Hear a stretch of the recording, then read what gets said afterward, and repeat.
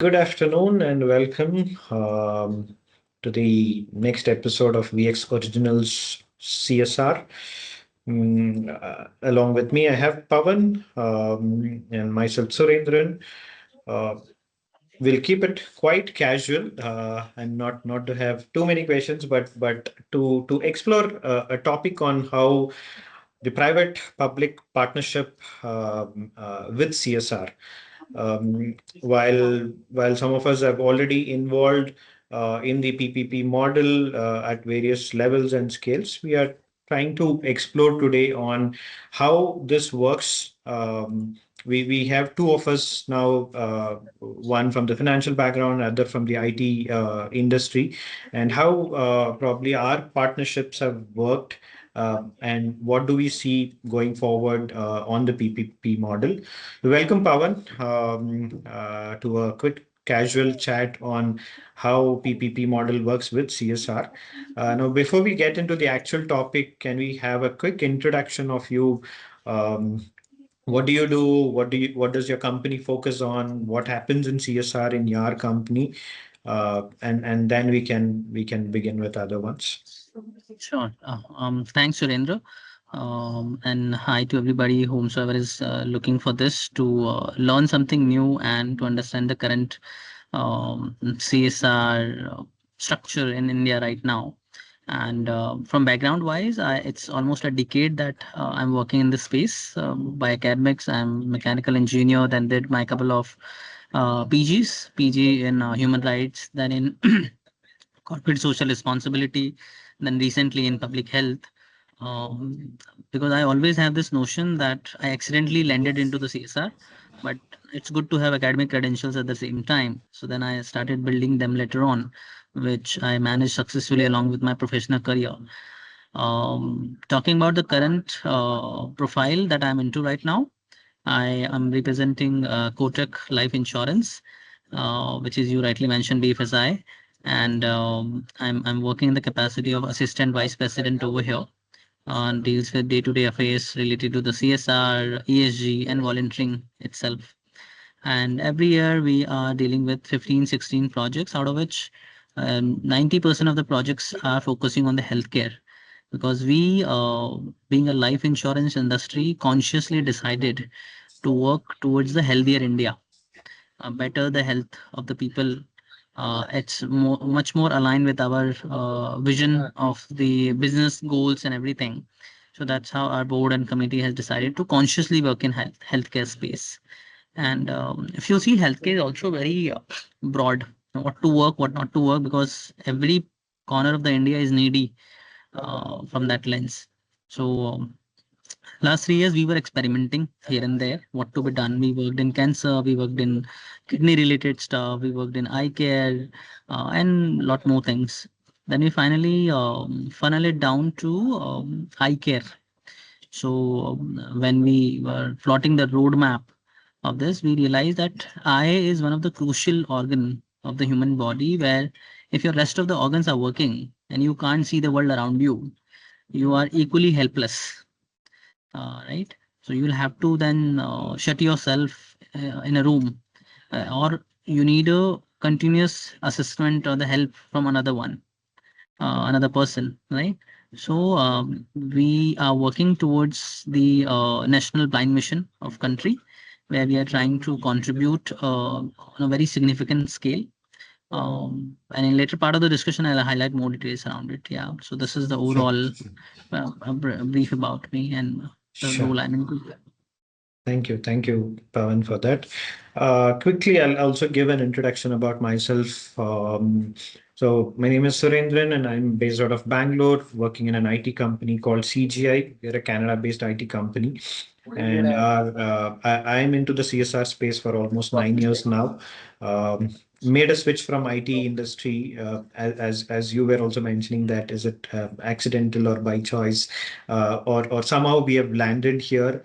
While this was a conscious decision that I started my journey as a volunteer, and then I made a switch from IT to CSR around 9 years back. And In CGI, I manage the CSR and volunteering, where our primary focus currently is on the climate. Anything around climate action, we give priority. Beyond that, we work in education space and also at the community level, DEI and persons with disabilities we focus on. Yeah, eventually we'll keep talking more about. So coming to today's topic on the PPP model, which is public-private partnership. Pawan, if you could shed some light on what PPP model you would tell as a flagship project that you are doing from your organization, which has worked out well, and you see that there is a lot of potential for it, and it's effective. So if you can shed some light on which project in the PPP model has worked and what it is, um, can we Correct. hear about that? Yeah. Yeah. So I'll talk about two projects that I work very closely, not as a sponsor or a funder, but played a very significant role in its execution as well. So in my previous role, I was associated with Tata Motors Limited, where they were executing this integrated village development program. Every thematic area was touched upon. So it one village was identified in a very rural horizon of the country, and Tata Motors took the responsibility to completely transform that village, starting from the availability of water till the accessibility of the higher end education, healthcare, livelihood, agriculture. More than 30 plus thematic areas was covered. So if you'll see, in this kind of projects, you need a very big government buying, because when you enter into a transformation segment, the ground level community always has a doubt why you are doing it. When they are not familiar with your faces and you suddenly show up in the community, but if you'll go along with their own representatives over there, then they started believing you. Then they will start believing in you that you want to do something, and their leaders are with you on that ground. So sometimes it works top down approach, sometimes it work down to top approach, both ways. So that time during the Tata Motors, we started both ways. My senior management was coordinating with the Chief Minister's office to align with the top government officials from CSR cell of the Maharashtra government, then district collector, district health officer, district agriculture officer, ICDS officer, district education officer, because we were covering all the elements. And at the same time, I started coordinating with the ground level representative, which includes your Rojgar Sevak, Gram Sevak, Sarpanch, SHG communities, SHG women's over there, and local committees which were made but not functional that time. Water committee, sanitation committee, cleaning committee in the villages. So we started onboarding all these government institutions with our program. And see, what I see after so many years of that project is you can initiate something, but to scale and to sustain, you have to have the government participation in place. No matter how much money you will put in, it's like a black hole. You'll keep putting it and it will keep absorbing it. Today you will solve the one issue. Tomorrow there will be another one after a particular level of development, right? But you can't be there for a longer period of time as an NGO or as a corporate. But the government is the only entity which will be there. It was there yesterday, it is there today, and it will be there tomorrow, right? So that kind of PPP models are really working well on the ground. That is the one part, one side of the coin put together, right? That I'm telling you the story about. And after all those learning, I'll end up in the different role with my current organization, and I replicated all those learnings. So from the day one, I started aligning district collectorate office, because I already had a repo with them. We invested a good amount of time with them in my previous role. So and those learnings was very helpful to design the flagship program of the Kotak Live. Currently, what we are doing, it's Mahadrishti. For one, we where we are working in one of the districts to cover all the elements for the eye care related diseases and to basically prevent the any eye related problem in the district, right? So from the day one, district collector was aligned. From the day one, district health officer was aligned. From the day ones, all the regional hospitals were aligned. Not only the NGOs but also the government hospitals, where most of the time people showed up for any health related issues, and they became the spokesperson for the program to build the confidence among the community, which is becoming the driving factor. Obviously, the significant resources from the corporates are getting into, but sometimes we became the catalyst and the government driving the program, and sometimes government become the catalyst and we are driving the program. So heads are keep changing. Sometimes it's on our head, sometimes it's on their head. But it's fun to have the work with the government. That will take we'll talk later on as well. There are other sides of this strategy PPP model. It's just not the all goody goodies things are there, right? Yeah, yeah. But Right. overall, the Right. outcome is really good. Yes. Sure, sure.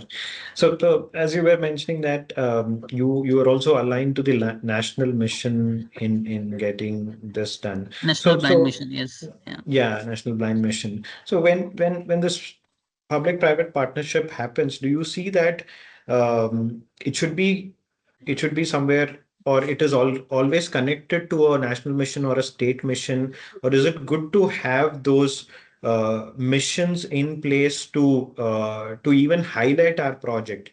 Say we're like yours is the Mahadrishti campaign that you're doing, or the project that you have taken up.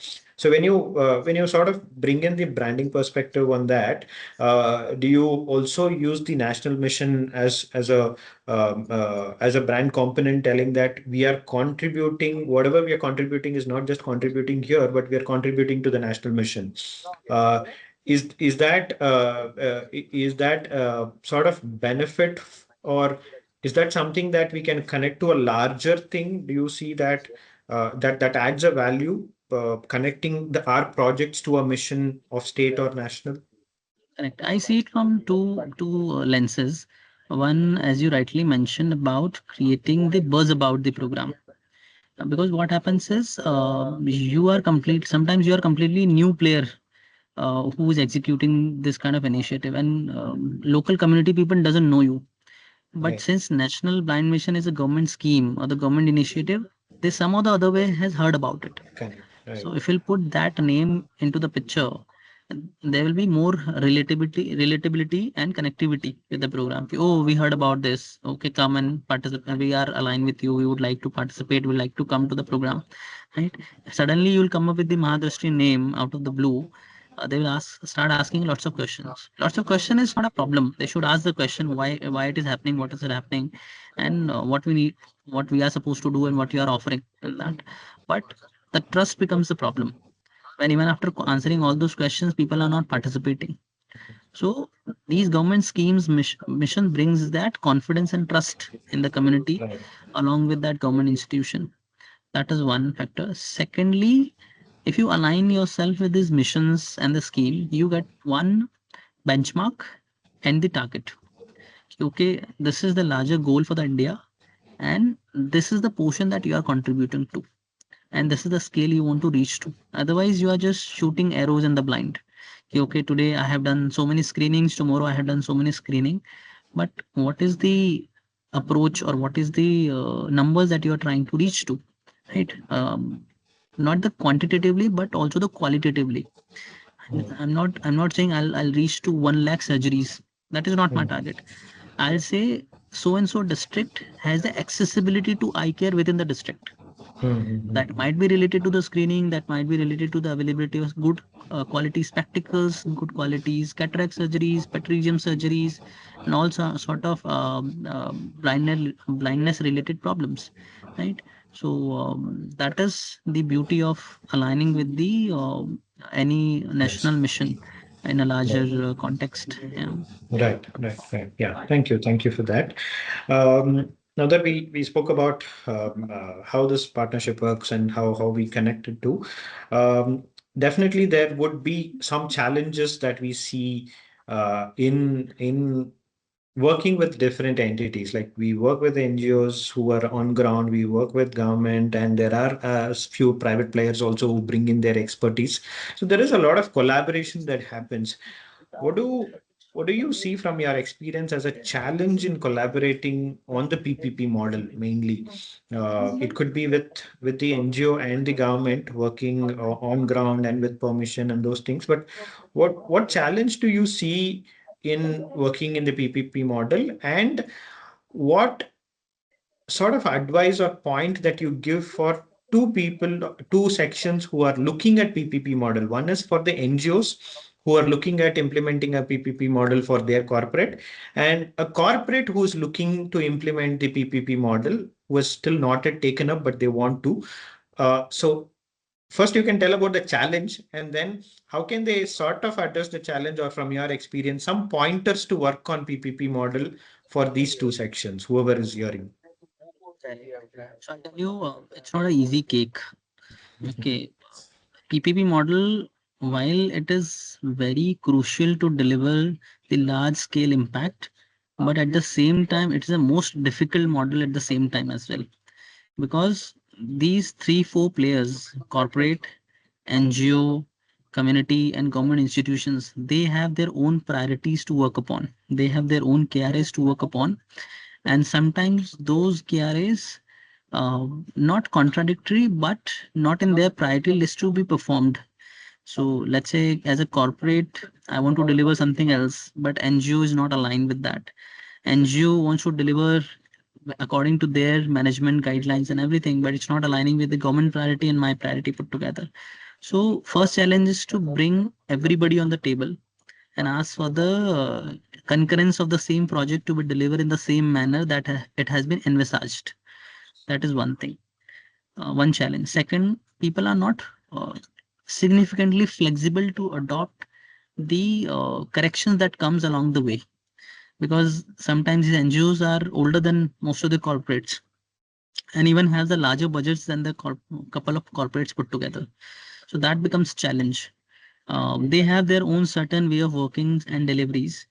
Um, and the government has certain ways of deliveries, right? So sometimes the flexibility, rigidness become the problem, that they are not open to adopt the new approaches on the ground. Let's say we decided something as on X to deliver today, but on ground you realize, okay, this is not working and we need to change the approach. It took a hell lot of time to convince the rest of the stakeholders, okay, this is how it needs to be changed, right? Because they have a mandate of something else to be delivered. So that is again the second problem. Third, it's when coming to the uh, distribution of the funds, because you decide to deliver one scheme for which the government has a funding, but you know the government processes are very long. Everybody aware about it. Money comes, it got disbursed, but you apply today and you got the money 3 months, 6 months, even more than years most of the time, right? So relying on one funding source sometimes become difficult, or the fund distribution becomes difficult. You want to benefit to the community relying on the government funding, but the funding will come after 1 year, for which you'll have to put immediate funds, right? You'll have to buy some infrastructure upfrontly in place, but eventually that funding will also come by the time your project has been ended. But the money is in place now. Now the executor is not in place, funder is not in place, that money is lying with the beneficiary. That becomes a duplication of the fund utility. Right. That is also a challenge. The timeline of the fund distribution, right? So that is another part. Third, very individualistic challenge. Though institution, as an institution, NGO has aligned, government has aligned, and our corporate has aligned, but the person who is responsible to execute, he or she is not participating in the project in full capacity. So let's say some XYZ district collector has a district different agenda altogether. I want to work in healthcare, but his priority is education. While the state has agreed to work on the healthcare with us. Right. So he'll say, no, no, I'll do education and I won't be able to participate in healthcare. That becomes an individualistic level challenge in the institution. And likewise, at the NGO, I don't know where these guys are hiring from nowadays. Like nobody wants to go on the ground altogether, right? All these people who are qualifying from the larger institutions, even from Tata, Irma, or somewhere. They want to sit in the AC offices and wants to design and implement the project from there itself without realistically getting the understanding on the ground, and designing the projects. That become the huge challenge, right? You plan for the 100 people to participate tomorrow, but you realize there's a loss of wage labors for a one single day for those 100 people. Who will compensate for that? That you will realize only when you are on the ground and saying, "Ki, okay, they'll have to travel all the way 12 kilometers to participate in the program. Who will bear for the commute expenses for that? They don't have the daily wages, and over and above, they'll have to spend to reach to your program." And these are very tiny inputs, but everything comes with the cost implication, and nobody is considering and nobody is aware while they are sitting in the offices. That is another challenge put together, individualistic approach and those stuff, right? So, having said that, there are right set of people who are their mind and heart in the right place to deliver the things despite of X number of challenges, right? So that is one thing. Now coming to the advice wala piece. For the NGOs, I think I'll request, not give them advice. Be flexible in your approach. You might be, don't change your thematic expertise, but within that expertise, be flexible. So let's say, for example, I'm telling one of my NGOs to do the screening in XYZ reason. Despite of giving money, they don't want to go. Sometimes they said, I'll restrict to myself within this geographic segment only. I want to work with that NGO because they have the expertise. Another expert person I need to bring from Bombay altogether, which is 100 kilometers away. And you are sitting within the vicinity, I still don't want to do it. Mhm. Right? So just a request to the NGOs, be flexible, adopt the flexibility within your thematic areas. And that will solve all the problems. I have seen this rigidness most of the time, right? And you mentioned about the collaboration, right? On a surface, it looks like it's collaboration, but under the layers, no, they are working in their own styles only, right? And when it comes to the hardly if there will be any kind of deviation, you will then and there feel the friction and the resistance put together. So flexibility is the only request. And to the corporate, I'll say, don't give what you want to give. Understand the what community needs, because as I said, also about the Kotak Life, that we decided to be in healthcare, but we land up in the healthcare after understanding to work in couple of thematic areas. We were working in education, we were working in sports, we were working in other thematic areas also, and eventually we'll end up saying, ki, okay, healthcare is the crucial piece which everybody wants some or the other way, right? There's no excuse, or there's no alternative for the good health. No matter what you are doing, if you are healthy, rest you can achieve everything by your own self. Being livelihood, your education, and everything will come all the way. There are another couple of players another institutions are working already, right? Eh, that's why that's how we landed in the healthcare space, correct? So and fortunately it was aligned with the business mission, so it was just a coincidence. I'll rather say, right? So Mhm. understand the community needs is the request to the corporates, and adopt the flexibility is the request from the NGO for the NGOs. Yeah.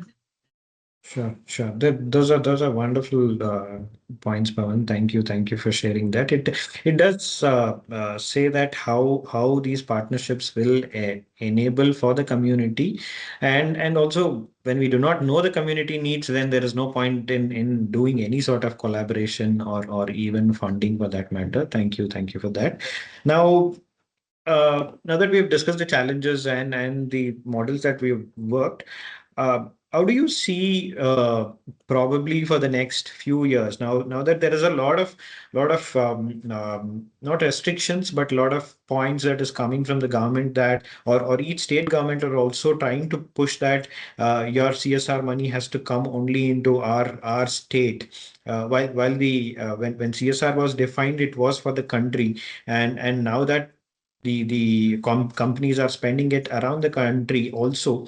But there are few states that have picked up telling that if you are working in our state, then your CSR is for our state. You cannot spend it across. So the states are also trying to impose telling that you cannot spend over there, spend it here. They form their own committees and those ones. In one way, good or bad, there's a lot of debate going on around that. But how do you see that government pushing more on taking their projects? While it will obviously turn into public-private partnership because you'll have to bring in the NGO to do it, but is government saying that your company has to spend only here? Do you see that for in the next few years that's going to become more prominent, that the government is going to interfere in how the company is going to spend? Will that curb the freedom of the company to decide? Say, for example, you decided healthcare is our primary focus, but then when a government comes and tells you're working in certain state, and the state government comes and tells, no, we want your fund for education, that will definitely take off the freedom. But do you see that the government is sort of interfering more, or how do we see for the next 5 years or even 10 years down the line? Will the companies look more on an independent level? I will work with an NGO, or more projects coming into PPP model is what we are looking at. Any thoughts on that? So I think there are multiple angles to it. Okay. The first one is I am really disheartening to see few states are having a larger investment of the corporate social responsibility funds rather than those states who are really in need. Right. So if I'll handpick Rajasthan, Gujarat, and Maharashtra are the highest takers on the CSR funds. Right.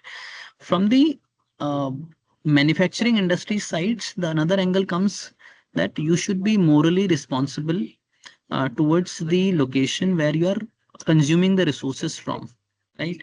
Let's say from XYZ location, I'm consuming lots of water, I'm consuming lots of earth minerals, I'm consuming lots of raw materials. So it should be on my shoulders to again pay back to the same society from which I'm consuming from. Right? For example, there's a classic example of Jamshedpur.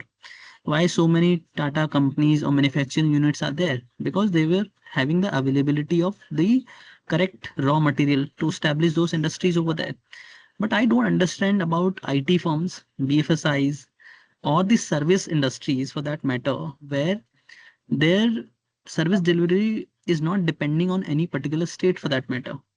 Right? They should go beyond their head offices where mostly these are located, right? They should look into the states like Chhattisgarh, Jharkhand, Bihar, Northeast regions where the development is still untouched in the various thematic areas, right? I personally was in Bihar, and it exactly looked like most of the time in the regions what it's been communicated in the social media. There's development is still untouched, right? So that is one thing. Um, so that at least service industry should focus pan India. That is my take on that. Secondly, talking about the freedom of the companies, see, we are very small corporate from the CSR funding capacity side. If I'll talk about, right, and government has a larger picture, right. I'm not talking about any individual driven agenda as of now, but if government is recommending something, corporate should give a significant weightage to it while designing the CSR project. Why? Because two things will happen. One, it will save lots of time you to understand, analyze, and experiment, which corporate usually take 1 year, 3 years down the line to like we did. 3 years down the line, we were experimenting with something or other. Then we finally land up. If there's a particular guideline or the recommendation that I can follow, it will make my job easier to work on those sector. Right? That is one thing.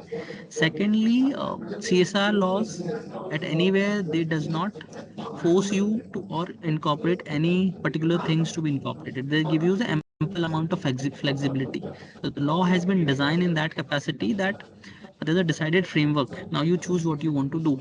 and over and above recommendation comes, it makes my job easier. So I don't see it as a restriction per se. I'll use it as a one more additional input that government is upfrontly providing it to me to work upon, right? And it making my job easier. I don't need to do baseline, I don't need to do ground level work. So let's say for example there's a concept called aspirational district, you must have heard of. It made job easier for lots of corporates and NGOs. Now they don't need to hunt for the which district to work, Right. which is the backward district. There's a Right. ready-made list available, not only of the district. Government has chopped it down to the now aspirational blocks. If you can't work in the district as a whole, you go to the aspirational block. Those are the least developed blocks in the country or the least developed district in the country.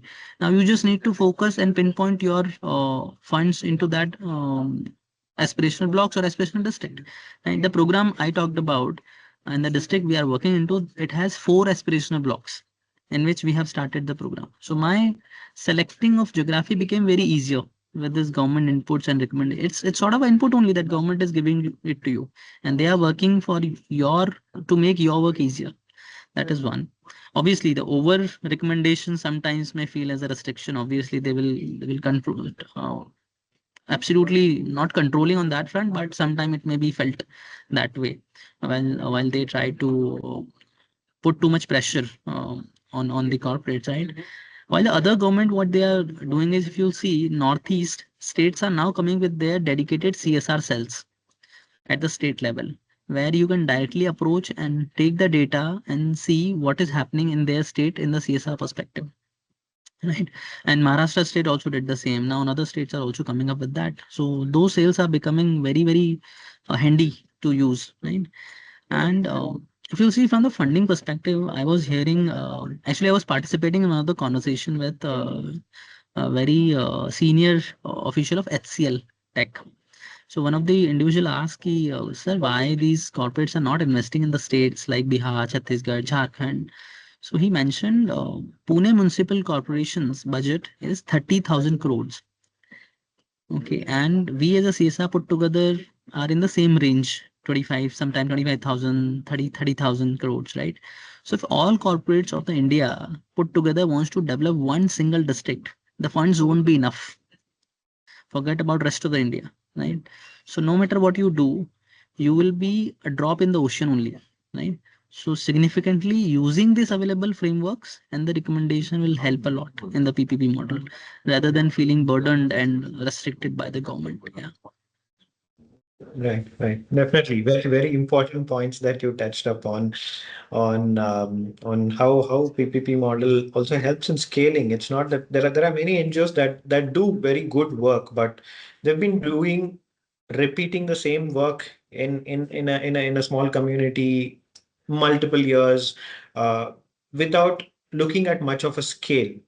So that's where the PPP model helps. How do you scale the project while you're doing good work? Can you scale it in a much larger way? And also for a corporate, I do see that how do you get that visibility or contribution to a national mission and not just restricting yourself that telling I'm only focusing on this particular area. While you focus on this particular area, this is also contributing to a larger mission is something the corporate could look at also is what I feel.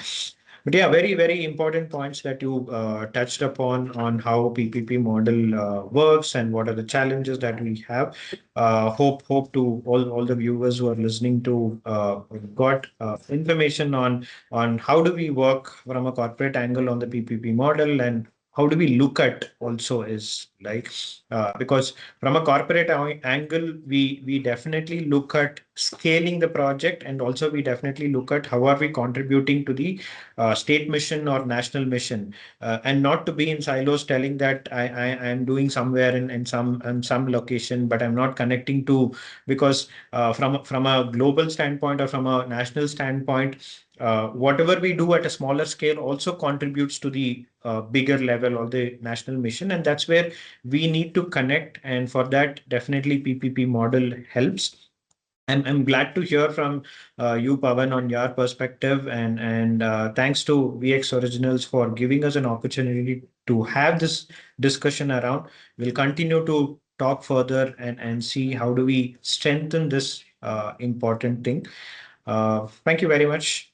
See you again soon. Thanks, Surendra. Yeah, Yeah. thanks to VX Originals to inviting me for this wonderful talk. Yeah, I think that gave me lots of insight. There's lots of things are happening around. Sometimes we are too much involved in our BAU that we don't realize what and how much things we are doing. This conversation just remove the dust from that those layers put together. Yeah.